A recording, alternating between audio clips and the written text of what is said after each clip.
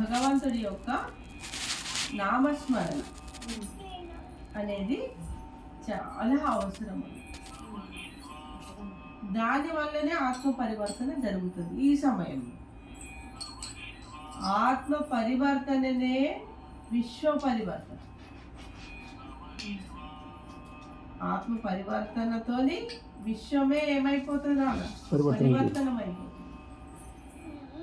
పరివర్తనము అంటే మళ్ళీ కొత్త యుగంలో అడుగు పెడుతుంది. ఇదంతా పాత యుగమే. ఇప్పుడు కలియుగం అంటే పాత యుగం.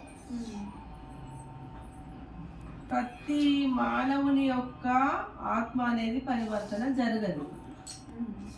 కొంతమందికే ఆత్మ పరివర్తన అనేది జరుగుతుంది. భగవంతుడి సందేశాల ద్వారా, గురు యొక్క సాన్నిధ్యం ద్వారా, సజ్జన సాంగత్యం ద్వారా నిరంతరము పరమాత్ముని స్మరణ ద్వారా ఆత్మ పరివర్తన అనుకోకుండానే ఏమవుతుందానా జరుగుతూ ఉంటుంది. ఈ యొక్క సమయంలో మాత్రము అన్ని సేవల కంటే ఇప్పుడు అడిగిన మీకు ఒక ప్రశ్న, నేను సేవ సేవ సేవ మంచి కూర్చో.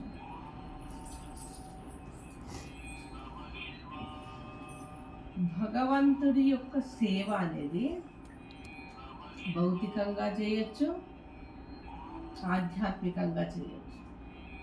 భౌతిక సేవ అంటే అది ప్రతి ఊరు తిరిగి చేయాల్సిన అవసరం అనేది ఇప్పుడు లేదు.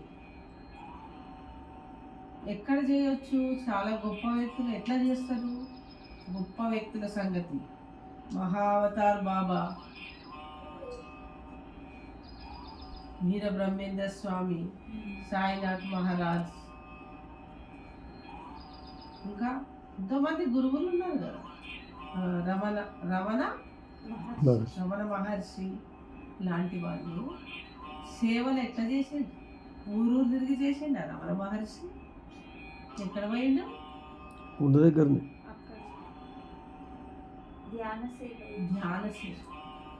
ధ్యాన సేవ ద్వారానే నీ ఆత్మ పరివర్తన అయితే నీ చుట్టుపక్కల యొక్క పరిసరాలు కూడా ఏమైపోతాయి నా పరివర్తన, విశ్వ పరివర్తన.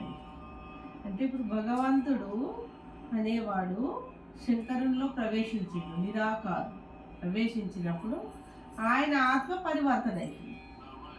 దాని పరివర్తన ద్వారా ఇప్పుడు విశ్వం అనేది కూడా ఆయన వైబ్రేషన్ అంతా ఏమవుతుంది అన్న ప్రతి ఆత్మ కూడా వెళ్తుంది అన్న. దానివల్ల విశ్వ పరివర్తన జరగబోతుంది.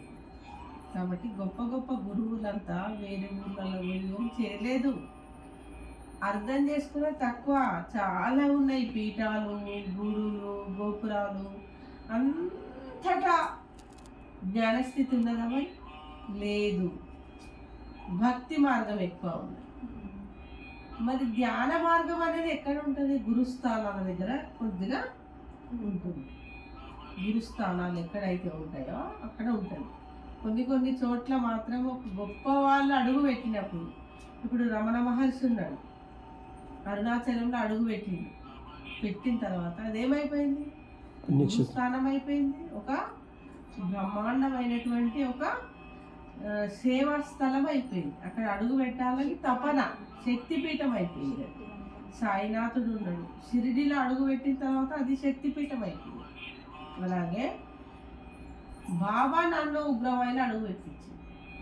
మరి ఏమైపోయింది? ఎవ్వరికి తెలియని రహస్యం ఇది. అర్థమైందా? బాబా నా ఇంట్లో ప్రవేశించి నా ద్వారా ఉగ్రమైన అడుగు పెట్టించి అది శక్తిపీఠం చేసేసిండు.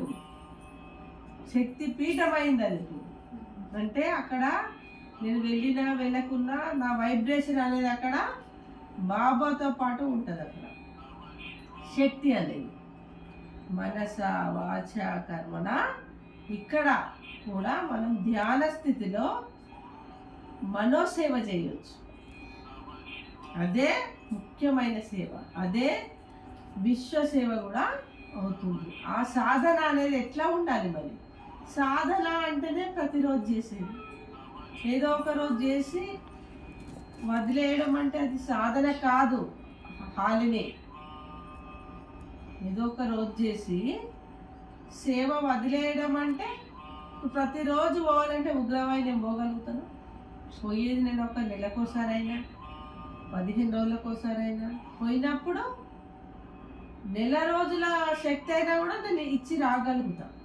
ఒక్కసారి ఇక్కడ కూర్చొని నేను ధ్యాన స్థితిలో ఉగ్రవారిని గుర్తు చేసుకున్నా నా వైబ్రేషన్ ఏమైతే నన్ను అక్కడికి వెళ్ళిపోతాయి. ఎందుకంటే అది ఇక్కడ కామారెడ్డి కంటే కూడా అక్కడ ఒక గురువు అనేవాడు అడుగు పెట్టింది. అక్కడ ఓన్లీ గుడిలో విగ్రహం కాదు, ఏంటి ఒక లివింగ్ గురువు అనేవాడు అక్కడ ఏం చేసిండు, అడుగు పెట్టిండు. కాబట్టి అది ఒక శక్తి స్థానం అవుతుంది.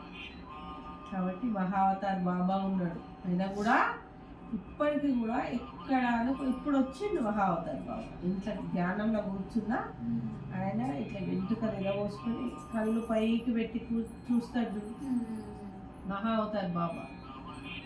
తలుచుకున్న వట్టిగా శివబాబాని తలుచుకున్నా, అయ్యో శివబాబా శక్తే నాదమ్మా అని అన్నాడు.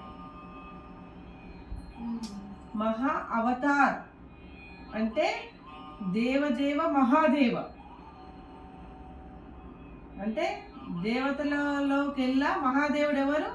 శివుడు. శివుడు. ఆ శివుడే శంకరుడు, శంకరులో వస్తాడు. అంటే మహా అవతార్ అంటే ఇక్కడ ఎవరు అన్నట్టు మరి శంకర్, మరి శంకరుని యొక్క అవతారమే అని చెప్పడం జరిగింది. కాబట్టి ఆత్మ పరివర్తనే ఏమవుతుంది, విశ్వ పరివర్తనం అనేది జరుగుతుంది. అది ఆఫ్ చేసిన తర్వాత నెక్స్ట్ అది చేస్తుందా మళ్ళీ ఆయన మొత్తం ఒక దాంట్లో ఇది అయిపోయినాక మీరు కంప్లీట్ అయిపోయినాక ఆఫ్ చేసి మళ్ళీ ఆఫ్ అయింది. అయిపోయిందా? Okay okay, thank you.